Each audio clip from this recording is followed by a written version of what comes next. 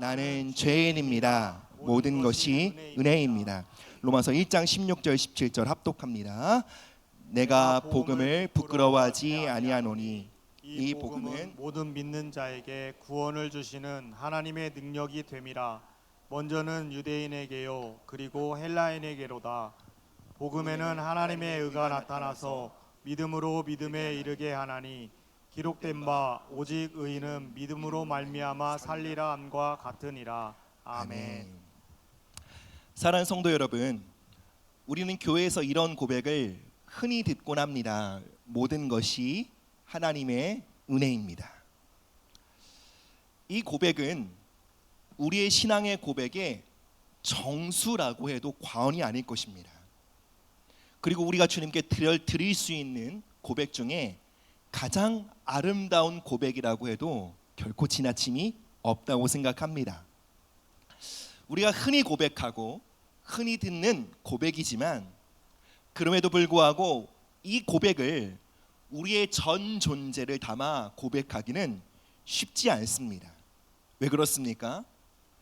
우리는 하나님의 은혜가 있다는 것을 부정하지는 않습니다. 하지만 솔직히 말하면 이렇게 생각합니다. 내가 애쓴 것도 있잖아. 내가 수고한 것도 있고 거기에 하나님의 은혜가 조금 도와준 거지. 속으로는 이렇게 생각할 때가 있다는 것입니다. 그래서 많은 것이 하나님의 은혜지 라고 생각하고 말할 수는 있지만 모든 것이 하나님의 은혜다라고 말하기는 결코 쉽지 않습니다. 여러분, 우리는 왜 이 고백을 우리의 중심으로부터 하지 못할까요? 그것은 바로 성경이 분명히 증거하고 있는 우리의 죄인됨을 우리가 깊이 받아들이고 있지 못하기 때문입니다. 여러분, 내가 죄인이라고 고백한다는 것은 주님, 제가 이런 죄를 지었네요, 이런 죄를 잘못을 했던 것을 인정합니다, 이 정도 수준이 아닙니다. 성경이 말하는 나의 죄인됨을 고백하는 믿음은 하나님 앞에 이 고백을 하는 자로 서는 것입니다. 하나님, 제 안에 선한 것이 없습니다. 하나님, 저로부터는 그 어떤 선한 것도 나올 수 없습니다. 여러분, 우리가 중심으로부터 이 고백을 할 수 있다면 여러분, 우리는 자연스럽게 이 고백을 하게 됩니다. 모든 것이 은혜입니다. 모든 것이 은혜다라는 이 고백은요, 하나님 당신이 이 세상의 모든 진선미의 근원이 되심을 고백하는 거예요. 진선미, 그분이 모든 진실함과 모든 선함과 아름다움의 본체이심을 고백하는 거예요. 여러분, 이 세상에 얼마나 거짓과 선동이 가득합니까? 그럼에도 불구하고 사람들 안에 진실함이 남아있다라는 것, 사람들 안에 진리를 향한 추구함이 있다라는 것, 그거 하나님의 은혜입니다. 여러분, 이 세상에 악독과 폭력이 가득한 세상 속에서 사람들 안에 사랑이 남아있고 우정이 있으며 섬김과 봉사가 지속될 수 있는 것, 하나님의 은혜 때문입니다. 이 죄로 인해 파괴되고 오염되고 뒤틀린 세상 속에 여전히 자연 만물 속에 하나님의 질서와 아름다움을 볼 수 있다는 것, 사람들의 창조와 예술을 통해 아름다움을 볼 수 있다는 것, 하나님의 은혜가 우리 안에 머물러 있기 때문인 것입니다. 그렇게 성경의 마지막 장 마지막 절은 이렇게 맺습니다. 주 예수의 은혜가 모두에게 있을지어다. 아멘. 성경의 시작은 하나님의 창조로 열리지만 성경의 마지막은 예수님의 은혜를 선포함으로 맺습니다. 복음은 우리를 어디로 초청하고 있습니까? 모든 것이 하나님의 은혜임을 깨닫는 자리. 그러므로 더 진실하게 하나님의 은혜를 갈망하는 자리로 복음은 우리를 초대하고 있는 것입니다. 그렇기 때문에 복음은 우리가 어떠한 존재인지를 명확히 밝히고 있습니다. 왜 그렇습니까?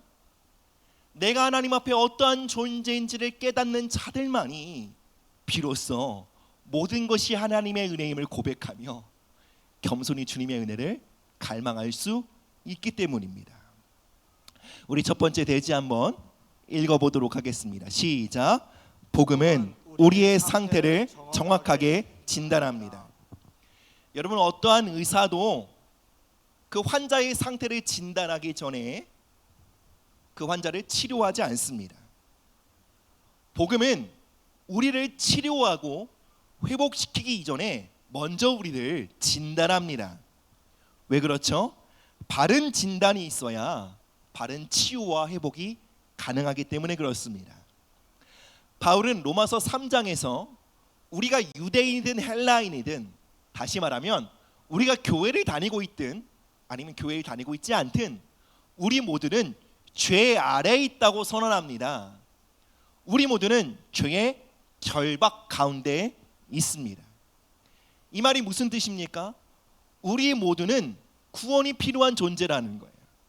우리 모두는 치료가 필요한 존재라는 것입니다. 복음은 우리의 죄인된 실존을 낱낱이 드러내는 거울입니다. 이것은 결코 우리를 정죄에 빠뜨리거나 낙심시키기 위함이 절대로 아닙니다. 우리의 마음이, 우리의 중심이 우리의 실존을 깨닫고 우리의 치유자 되신 예수님께 향하도록 인도하기 위함인 것입니다. 사도 바울은 디모데전서에서 이렇게 고백합니다. 나는 죄인 중에 괴수입니다. 여러분, 놀랍게도 이 고백은 현재형의 고백입니다. 그가 예수님을 알기 전에 이러이러한 죄를 지었고 나는 과거에 흉악한 죄인이었습니다 라고 고백하는 것이 아니라, 그가 사도로서 부름을 받고 주님을 위해 헌신된 삶을 살아가고 있는 지금 그는 말합니다. 나는 죄인 중에 괴수입니다. 여러분, 결코 이것은 자기 자신을 향한 부정적인 인식이 아닙니다. 바울의 하나님의 은혜를 향한 선명한 인식인 것입니다. 여러분, 그 누가 자신의 죄인됨을 고백할 수 있습니까? 그 누가 하나님 앞에 주님, 저는 죄인 중에 괴수입니다 라고 고백할 수 있겠습니까? 죄를 많이 지은 사람이요? 아니요. 하나님의 은혜를 선명히 아는 자들만이 이 고백을 할 수 있는 것입니다. 바울은 이렇게 말하고 있는 것입니다. 하나님, 제가 하나님의 은혜로 성도들을 섬기고 또 교회를 세우며 복음을 전하는 사역을 하고 있습니다. 그러나 주님, 저는 저의 실존을 알고 있습니다. 하나님의 은혜가 한순간이라도 저를 떠나면 저는 밑바닥까지 추락할 수밖에 없는 연약한 존재입니다. 예, 물론 바울은 그리스도 안에서 자신이 얼마나 새롭게 된 존재인지를 알고 있었습니다. 그는 말합니다. 그리스도 안에서 나는 새로운 피조물이다. 그리스도 안에서 나는 존귀한 존재이다. 그리스도 안에서 나는 의롭게 되었다라고 선언합니다. 그러나 동시에 그리스도의 은혜가 거쳐질 때에 자신은 아무것도 아님을 날카롭게 인지하고 있었던 것입니다. 주여, 나는 하나님의 은혜가 없으면 한순간에 무너질 수밖에 없는 연약한 죄인입니다.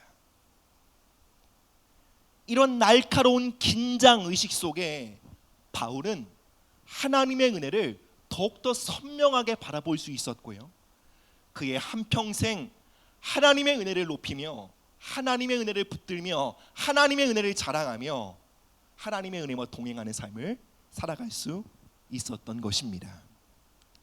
우리 함께 로마서 1장 29절에서 31절 말씀 읽겠습니다. 시작. 곧 모든 불의, 주와 탐욕, 악의가 가득한 자요 시기, 살인, 분쟁, 사기, 악독이 가득한 자요, 수근수근하는 자요, 비방하는 자요, 하나님께서 미워하시는 자요, 능욕하는 자요, 교만한 자요, 자랑하는 자요, 악을 도모하는 자요, 부모를 거역하는 자요, 우매한 자요, 배약하는 자요, 무정한 자요, 무저비한 자라. 아멘. 바울은 로마서에서 죄의 목록을 나열합니다.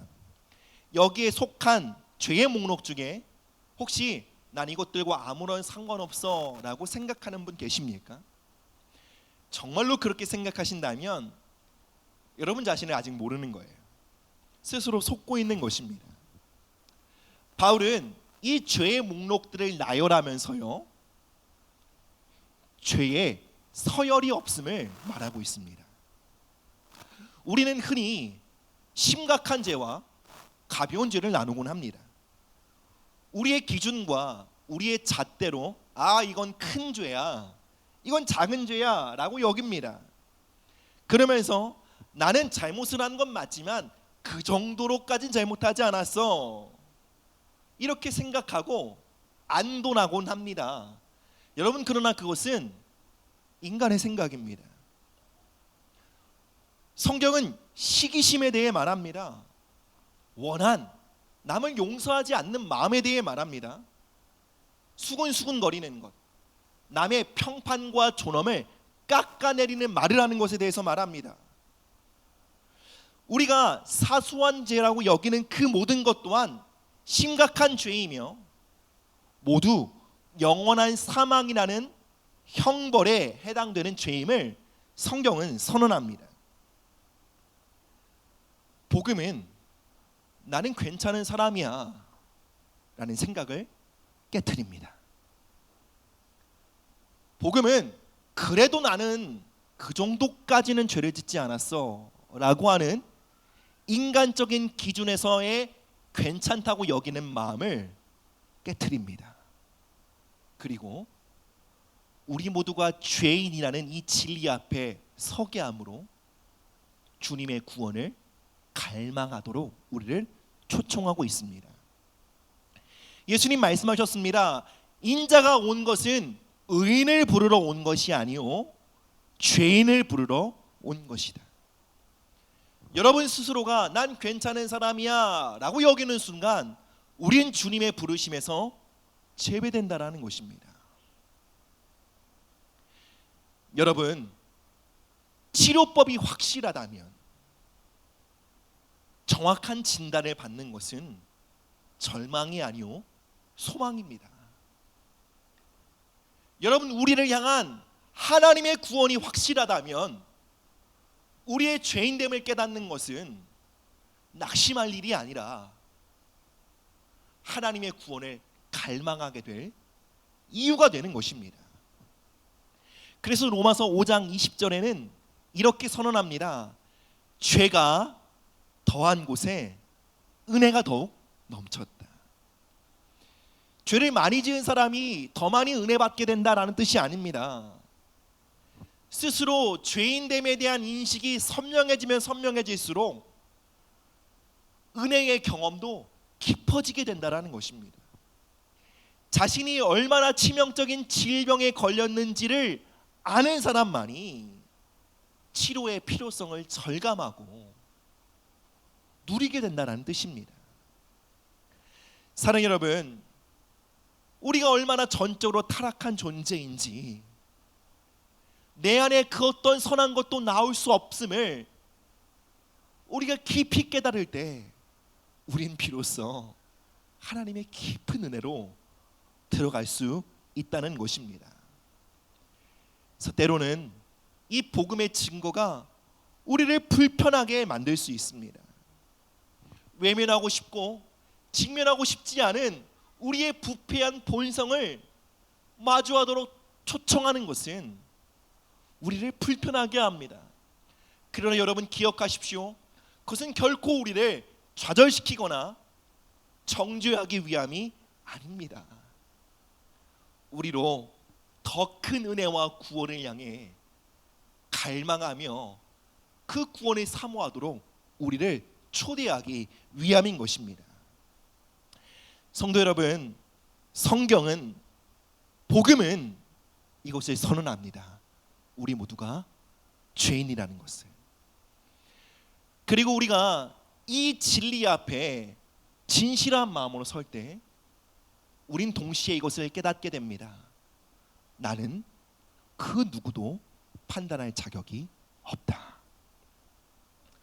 우리 이어서 다음 내용 한번 읽어보도록 하겠습니다. 판단은 한번 띄워주시겠어요? 시작. 판단은 은혜를 가로막습니다. 로마서 2장 1절 말씀입니다. 시작. 그러므로 남을 판단하는 사람아, 누구를 막론하고 내가 핑계하지 못할 것은 남을 판단하는 것으로 내가 너를 정죄함이니 판단하는 내가 같은 일을 행함이니라. 아멘. 여러분, 모든 것이 하나님의 은혜입니다 라는 것은 기독교 신앙의 핵심입니다. 내가 예배의 자리에 나와 하나님을 찾고 예배할 수 있는 것, 하나님의 은혜입니다. 결코 개인의 경건함과 거룩함에서 나올 수 있는 것이 아닙니다. 내가 이 자리에서 물질과 시간을 들여 하나님을 높일 수 있다는 것, 하나님의 은혜가 있기에 가능한 것입니다. 내가 누군가를 사랑하고 섬기며 또는 인내하고 견디며 살아갈 수 있다는 것, 내가 도덕적으로, 내가 성품적으로 훌륭하고 탁월하기 때문이 아닙니다. 내 안에서 하나님의 은혜가 역사하고 있기 때문입니다. 그러므로 나의 모든 것이 하나님의 은혜입니다 라고 고백하는 그 사람은 결코 다른 일을 판단할 수 없는 것입니다. 그럼에도 우리는 누군가를 판단하는 자리에 쉽게 서곤 합니다. 왜 그렇게 생각하며 왜 그렇게 판단합니까? 이렇게 생각하기 때문입니다. 나의 선함과 나의 경건함이 나로부터 나오는 거야 라고 믿는 자들만이 그렇게 행동하지 않는 자들을 향해 판단할 수 있는 것입니다. 로마서는 말합니다. 남을 판단할 때 그것은 자신을 향한 정죄로 돌아오게 된다라고 말합니다. 우리는 무심코 남을 향해 판단의 화살을 쏩니다. 그런데 정작 그 화살에 맞는 것은 누구입니까? 우리 자신이라는 거예요. 그 화살은 정죄의 화살이 되어 우리에게 꽂히게 된다라는 것입니다. 그럼 정죄가 무엇입니까? 정죄는 죄에 따른 형벌이 있음을 선언하는 것입니다. 법적 선언입니다. 우리가 정죄를 받게 될 때 어떻게 됩니까? 우리는 그 정죄, 그 죄에 따르는 형벌을 받아들이게 되므로 하나님의 평강과 기쁨을 잃어버립니다. 여러분, 우리는 정죄받고 형벌을 받음으로 하나님을 향한 사모함과 갈망이 식어지게 됩니다. 하나님과의 교제와 친밀함을 잃어버리게 됩니다. 우리는 정죄를 받음으로 하나님이 우리의 삶에 예비하신 기회의 문으로 들어갈 수 있는 기회를 스스로 잃어버리곤 합니다. 그리고 정죄를 받음으로 우리는 지옥의 사정권에 들어오게 됩니다. 악한 영이 합법적으로 우리를 짓누르고 우리의 축복을 앗아갈 수 있도록 우리는 합법적인 문을 열어주게 됩니다. 이것이 무엇의 결과라고요? 정죄의 결과입니다. 그리고 우리는 어느 때 정죄를 받게 됩니까? 남을 판단하게 될 때요. 우리는 왜 남을 판단하게 됩니까? 나의 선함과 나의 의로움과 나의 이 모든 도덕적인 옳음은 나로부터 나오는 거라고 믿기 때문이에요.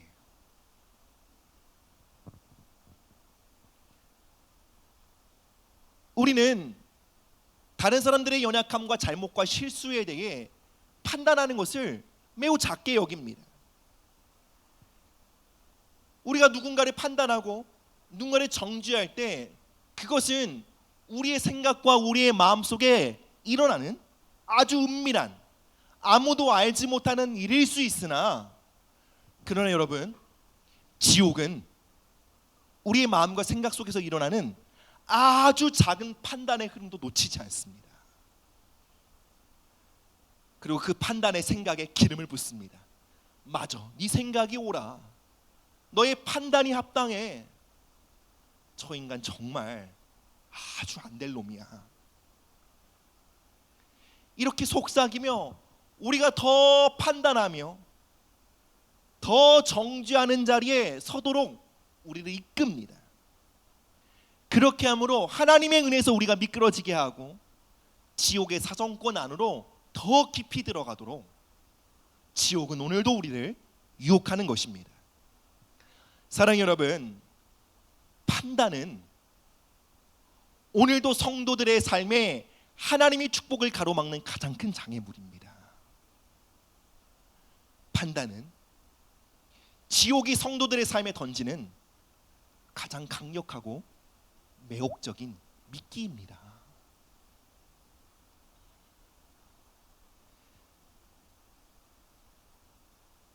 사는 여러분, 그러므로 우리는 우리의 중심으로부터 모든 것이 하나님의 은혜임을 깨달아야 합니다. 그러므로 다른 사람의 실패와 넘어짐을 보고 판단할 자격이 자신에겐 조금도 없다는 것을 깊이 깨달아야 합니다. 여러분, 교회는 다른 사람들의 불완전함과 연약함을 판단하는 곳이 아닙니다. 도리어 다른 이들의 실패와 부족함과 연약함을 볼 때 그들에게 이렇게 말할 수 있는 곳이 되어야 합니다. 나도 당신과 똑같은 연약한 죄인입니다. 그렇게 우리 모두가 하나님의 은혜가 필요한 것입니다. 교회는 서로의 연약함을 정죄하지 않고 긍휼히 여기는 은혜의 공동체로 부름받고 있는 것입니다. 미국에 세들백 교회라고 있습니다. 그 교회의 하부 사역 단체 중에 Celebrate Recovery라는 사역 단체가 있습니다. 직역하면 회복을 축하한다라는 뜻이죠. 이 사역은 알코올 중독, 약물 중독, 포르노 중독, 도박, 강박 등과 같은 다양한 죄의 문제로 고통받는 이들의 회복을 돕는 사역입니다. 그리고 이 사역의 핵심 원칙 중에 하나가 바로 이것입니다. 바로 그 모임을 통한 정직한 나눔입니다. 그 모임에 나온 자들은 그 모임에서 이렇게 고백합니다. 제 이름은 존입니다. 저는 포르노 중독에 빠져 있습니다. 이로 인해 전 날마다 씨름하고 있습니다. 그러면 그 고백을 듣는 이가 이렇게 응답합니다. 존, 저도 같은 문제로 씨름하고 있습니다. 여기에 당신과 같은 문제로 씨름하고 있는 이들이 여기 있습니다. 우리 모두는 하나님의 은혜가 절실히 필요한 자들입니다 라고 고백합니다. 당신의 문제가 당신만의 것이 아니며 우리 모두의 문제이며 우리 모두에겐 하나님의 은혜가 필요하다라는 이 고백은 그 사역단체 안에 강력한 하나님의 은혜를 풀어놓는 통로가 됩니다. 사는 성도 여러분, 교회는 바로 이런 곳이 되어야 합니다. 나는 괜찮아. 나는 또한 저런 삶을 살지 않았어. 나는 이런 잘못을 짓지 않아 라고 말하는 곳이 아니라 나도 같은 죄인입니다. 나도 당신처럼 하나님의 은혜가 필요합니다 라고 고백하며 서로를 품어주고 긍휼히 여겨주는 공동체가 되어야 하는 것입니다. 판단하기를 멈출 때 공동체 안에는 은혜의 흐름이 회복됩니다. 우리를 일으키시고 우리를 회복시키시며 우리를 변화시키시는 하나님의 은혜의 깊이가 공동체 안에 증가되는 것입니다. 우리 함께 히브리서 12장 15절 말씀 함께 보시겠습니다. 시작.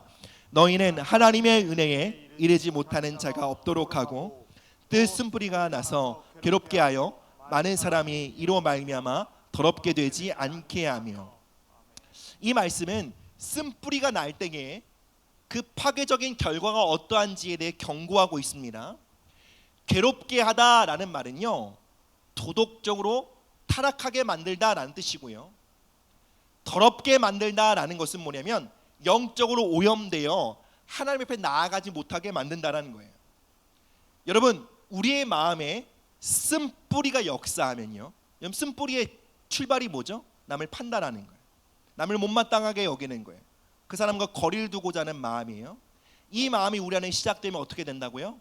공동체 안에 죄에 대한 명령력이 현저하게 떨어진다는 거예요.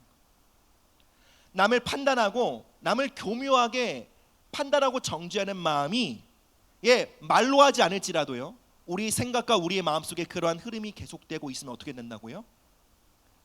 누군가가 하나님 앞에서 끊어진다는 거예요. 누군가 하나님을 향한 갈망을 잃어버린다는 거예요. 예배의 자리로 나아갈 때마다 초자연적인 방해를 경험하게 된다는 거예요. 어떻게 될 때요? 우리가 판단하는 자리에 서게 될 때요.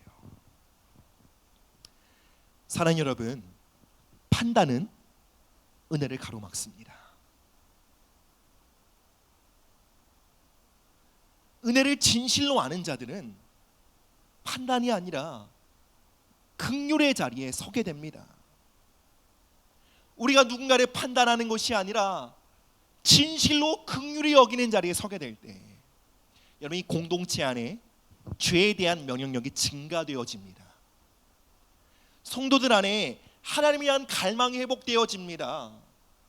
이전에 예배드리러 한번 결정하면 초자연적인 방해물들을 너무 많이 만났어요. 별의별 일들이 다 만났어요. 근데 예배의 자리로 인도하시는 천군 천사의 도움을 경험하고 마음의 갈망이 일어나는 것을 경험하게 된다는 거예요.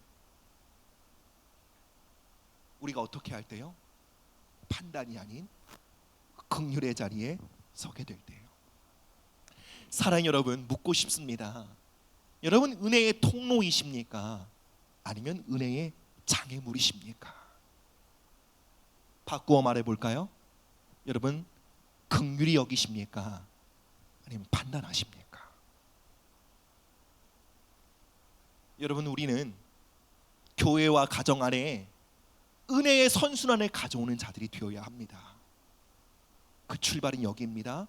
모든 것이 하나님의 은혜임을 깨닫고, 나는 그 누구도 판단할 자격이 없음을 깨닫고, 나의 자격은 누군가의 연약함을 긍휼히 여길 자격밖에 없음을 깨닫고, 실패와 연약함과 죄의 악순환 가운데 있는 자들을 긍휼히 여기기 시작할 때, 여러분, 우리의 삶은 가정과 교회와 이 땅 가운데 은혜의 선순환을 가져오는 통로가 될 것입니다. 우리 함께 마지막 말씀 대지 보도록 하겠습니다. 세 번째로 읽습니다. 시작. 복음은 자기 의를 깨트립니다. 로마서 1장 17절 말씀입니다. 시작. 복음에는 하나님의 의가 나타나서 믿음으로 믿음에 이르게 하나니 기록된 바 오직 의인은 믿음으로 말미암아 살리라 함과 같으니라. 아멘. 여러분, 복음이 나타난 곳에는 인간의 의가 결코 설 수 없습니다. 복음을 영화롭게 하는 교회가 된다는 것은요, 인간의 의가 철저히 깨어진 교회가 된다는 거예요. 여러분, 자기의에 빠진다는 것이 무엇일까요? 여러분, 자기의에 빠진다는 것은 자기 자신에 대한 엄청난 자신감과 교만한 마음을 갖는 것이 아닙니다. 그러니까 내가 죄인인 건 맞지만, 그런데 그렇게 심각한 죄인은 아니야 라고 여기는 거예요. 혹시 이러한 상태 가운데 계십니까? 저만 그런가요? 자기에 빠져 있는 거예요. 그래, 나 부족해. 그런데 그 정도까지는 아니야. 그래, 내가 실패하고 잘못했지. 그러나 나 그렇게 바닥을 치는 남편은 아니야. 나 그렇게 부족한 아빠는 아니야 라고 여기는 거예요. 그런데 여러분, 복음은요, 그 자기를 완전히 깨트린다고요. 그리고 하나님의 의만을 붙잡도록 우리를 초대하고 있다는 거예요. 여러분, 욥의 이야기를 아시죠? 여러분, 욥의 믿음의 승리를 우리는 기억합니다. 여러분, 욥이 어떤 시험과 환난에서 이겼습니까? 여러분, 욥은 재산을 빼앗겼습니다. 그 가운데 하나님을 예배했습니다. 여러분, 욥은요 건강을 잃었어요. 그럼에도 하나님을 경외함으로 예배했습니다. 믿음을 지켰습니다. 심지어 욥은요 사랑하는 자녀들을 잃었어요. 그럼에도 하나님을 향한 믿음을 지켰어요.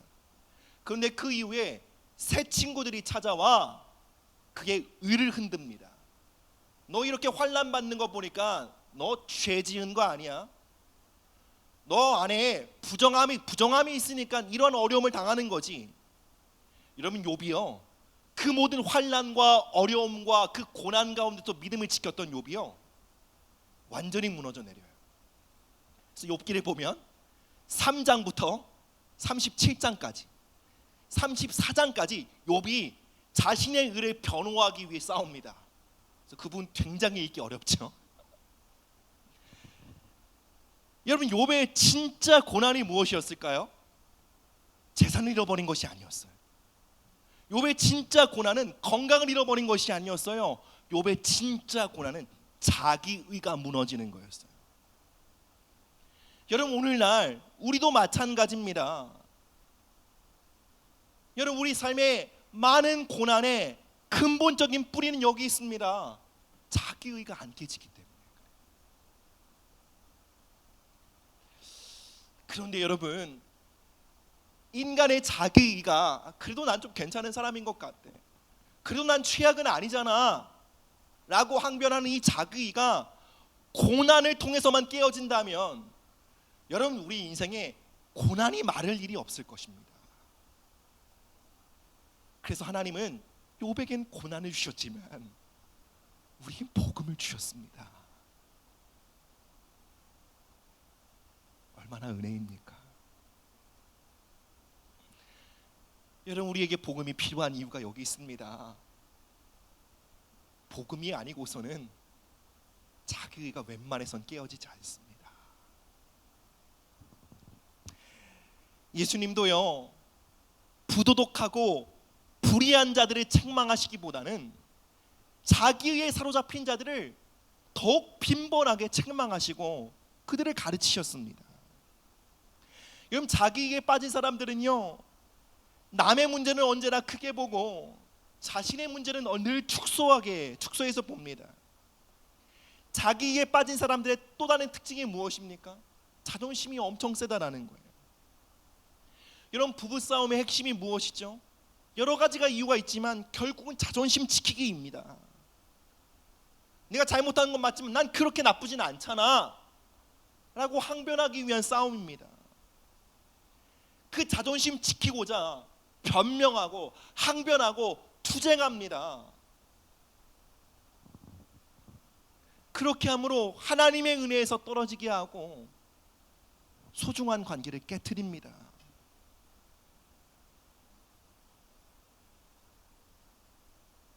그러나 복음은 우리에게 놀라운 용기를 줍니다. 어떠한 용기요? 자기의라는 이 누더기를 벗어던지고요 자신의 죄인됨의 실체를 용감하게 직면할 수 있는 담대함을 줍니다. 여러분, 그 어떤 인간도요 자신의 죄인됨의 실존을 직면할 수 있는 담대함이 없습니다. 그 용기는 오직 복음만이 줄 수 있습니다. 복음은 나의 밑바닥, 나의 추한 본 모습을 있는 그대로 인정하게 합니다. 그리고 나의 추함을 끌어안고 하나님의 은혜를 향해 돌진하게 합니다. 그리고 하나님의 의를 붙들도록 우리를 초대합니다. 여러분, 이것이 복음이 가진 권능입니다. 누구나 당신은 죄인입니다 라는 선언을 달게 받을 사람이 없습니다. 기분 나쁘죠. 나 그래도 괜찮은 사람이라 여겼는데. 오직 복음만이 이 불편한 진실을 끌어안고 하나님 앞에 서게 합니다. 영락교회의 한경진 목사님의 일화입니다. 어느 한 성도가 목사님을 비난하는 장문의 편지를 보냅니다. 어찌나 자세히 조사하고 얼마나 많은 일들 담았는지 편지가 서너 장이 넘었습니다. 한경진 목사님은 그 편지를 모두 읽은 이후에 이렇게 고백하셨다고 합니다. 나는 이보다 더 부족한 사람인데 이렇게만 봐주셔서 감사하네요. 나는 이보다 더 부족한 사람인데 이렇게 봐주시니 감사하네요. 그 성도의 글은 한경진 목사님을 매도하기 위한 글이었습니다. 그리고 그 글 안에는 오해와 왜곡도 있었을 것입니다. 한경진 목사님은 그 글이 오해고 편견이며 왜곡이라며 무시하고 또는 항변할 수도 있었을 거예요. 또 심지어 이 편지는 나를 향한 영적인 공격이라며 대적할 수도 있었을 거예요.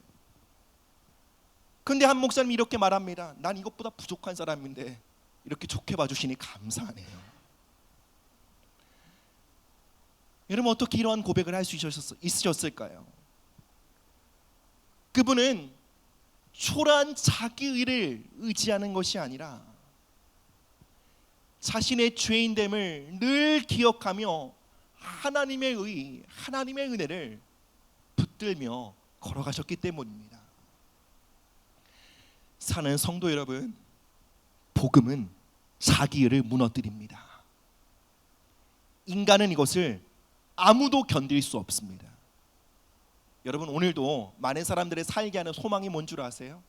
그럼 난 괜찮은 사람인데 라는 그 환상이에요. 복음은 이 자기의의 환상을 깨트리고요, 나는 죄인입니다, 내 안에선 선한 것이 나올 수 없습니다, 나는 하나님의 은혜가 전적으로 필요한 존재입니다, 이 고백을 하는 자리로 복음은 우리를 초대하고 있는 것입니다. 저의 얘기를 짧게 나누고 말씀을 맺으려고 합니다. 사랑하는 여러분, 저는 연약함이 많은 사람입니다. 제가 목사로서 이 자리에 있지만 사실 저는 연약함과 부족함이 많은 사람입니다. 저의 부족함과 한계와 연약함에도 그러나 제 안에는 언제나 더 큰 영향력과 더 높은 지위를 얻고자 하는 탐욕이 있습니다. 저는 참을성이 부족하여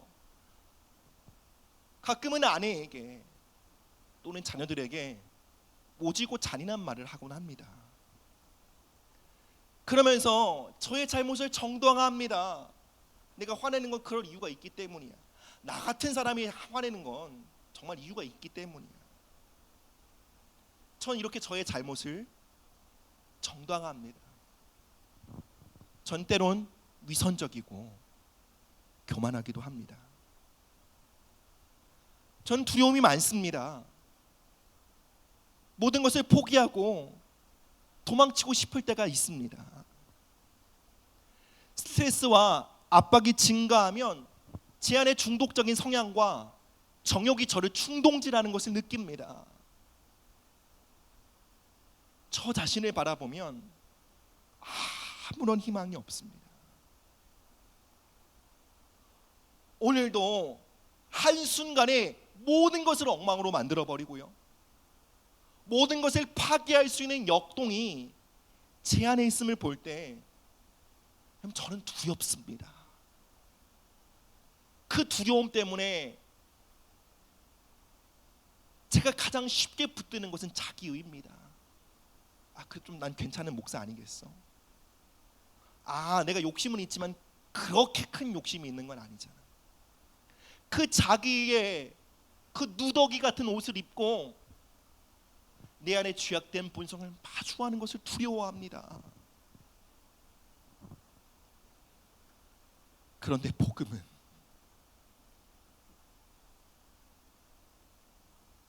예수님의 생명과 그분의 보혈과 그분의 능력이 흐르는 복음은 제가 도저히 마주할 수 없는 저의 추악한 현실을 있는 그대로 마주하도록, 그 죄인됨을 직면하도록 저를 이끕니다. 그리고요, 저희 추악한 본성과 현실을 끌어안고 하나님께 나아가도록 이끕니다. 그리고 하나님의 보좌 앞에, 주님, 저에겐 의가 없습니다. 저에겐 하나님의 은혜가 전적으로 필요합니다. 그렇게 고백하도록 오늘도 복음은 저를 초청하고 있습니다. 이 일을 위해 저는 오늘도 복음이 필요합니다. 그리고 동시에 복음을 통해 흘러오는 하나님의 은혜는요, 가망이 없고 소망이 없는 저를 조금씩 바꾸어 갑니다. 두렵지만 한 걸음 뗄 수 있는 용기를 가진 자로, 마음이 상하고 원한이 올라오고 쓴마음이 올라오지만 이전보다 더 빨리 마음을 풀고 용서하는 자로, 느리지만 조금씩 성장하는 사람으로 그분의 은혜가 저를 만들어가고 있는 것입니다. 성도 여러분, 만약에 여러분이 저를 통해 그 어떤 선한 것이라도 보셨다면, 만약에 저를 통해 그 어떤 아름다운 것을 발견하셨다면, 저는 정직하게 이렇게 말할 수 있습니다. 그거 제가 아닙니다. 제 안에 계신 하나님입니다. 그거 제가 한 게 아닙니다. 저처럼 부족한 종을 통해 하나님이 흘러가고 계신 것입니다. 그리고 그것만이 저의 삶의 영원한 소망입니다. 그것이 없다면 저는 결코 오늘도 이 자리에 설 수 없을 것입니다. 성도 여러분,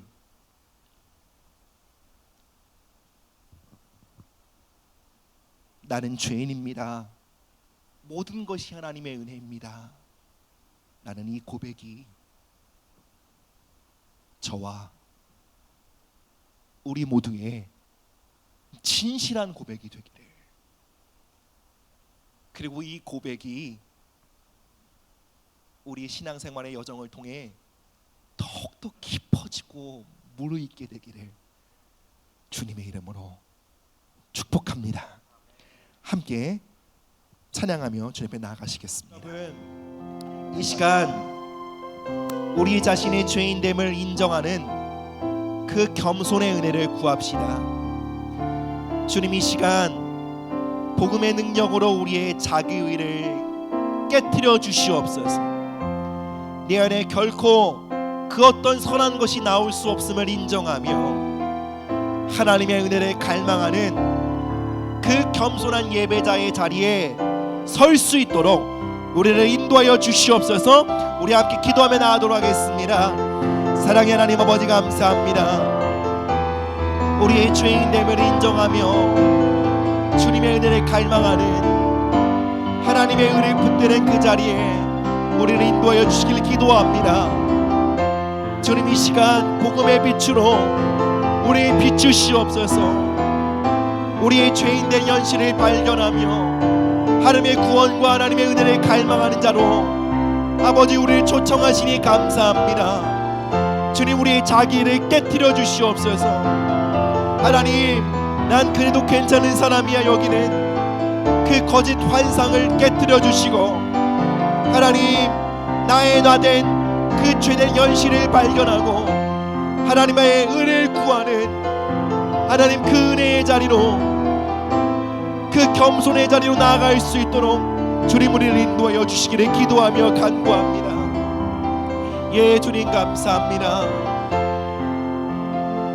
우리 한 가지 더 기도하며 나아가십시다. 하나님, 다른 이들을 판단함으로 우리의 가정과 우리의 교회 안에 하나님의 은혜를 막아섰던 우리의 무지와 교만을 주님 앞에 회개합니다. 주님, 제 안에 판단하는 습성을 멈출 수 있는 끊을 수 있는 은혜를 부어 주십시오. 다른 이들의 실패와 연약함을 긍휼히 여김으로 하나님 은혜의 통로 되게 하시고 우리의 가정과 우리의 교회 안에 하나님의 은혜의 수위가 증가되게 하여 주시옵소서. 우리 한 번 더 기도하며 나가도록 하겠습니다. 사랑의 하나님 아버지 감사합니다. 주님, 우리 안에 판단하는 마음과 판단하는 말들과 생각들을 예수님의 보혈로 씻어주시옵소서. 하나님, 우리가 우리 지체들의 연약함을 판단함으로 은행의 장애물로 살아왔던 것을 주님 회개합니다. 주님 용서해 주시옵소서. 주님 긍휼히 여기는 자리가 아니라 판단하는 자리에 섰던 우리의 오만함과 교만함과 무지함을 용서하여 주시옵소서. 주님, 이제 판단을 멈추고 긍휼히 여기는 자로 살아가기를 원합니다. 주님, 우리의 가정과 우리 교회 안에 하나님의 은혜의 수위가 증가되게 하여 주시옵소서. 주님을 향한 열망이 회복되게 하여 주시옵소서. 주님을 향한 목마름과 하나님 이 세상 유혹을 향한 그 면역력이 증가되게 하시고 회복하고 치유하시는 하나님의 은혜가 우리의 삶과 우리의 가정과 우리의 교회 안에 증가되도록 은혜를 더하여 주시옵소서. 사랑이 많으신 주님 감사합니다. 오늘도 복음의 그 놀라운 능력으로 우리의 삶을 진단하시며 우리 삶을 치유하시고 회복시키시는 구원의 하나님 감사드립니다.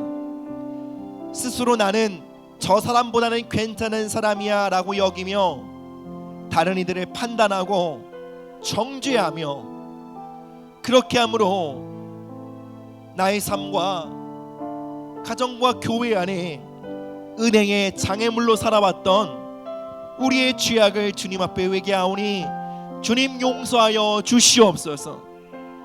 복음의 능력으로 우리의 죄인됨을 깨닫게 하시고 모든 것이 하나님의 은혜임을 고백하게 하시며 그렇게 함으로 나는 다른 이를 판단할 자격이 없고 오직 다른 이를 불쌍히 여기며 긍휼히 여기며 그를 위해 기도할 자격밖에 없음을 깨닫게 하여 주시옵소서.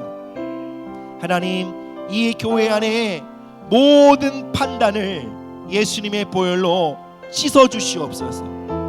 이제 판단을 그치고 긍휼의 자리에 섬으로 우리 한 개인의 삶과 가정과 교회 안에 은혜의 영향력이 증대되게 하시고 회복과 치유와 하나님과의 만남의 역사가 이 교회 안에 증가되게 하여 주시옵소서. 감사드리며 이 모든 말씀 예수 그리스도의 이름으로 기도드립니다.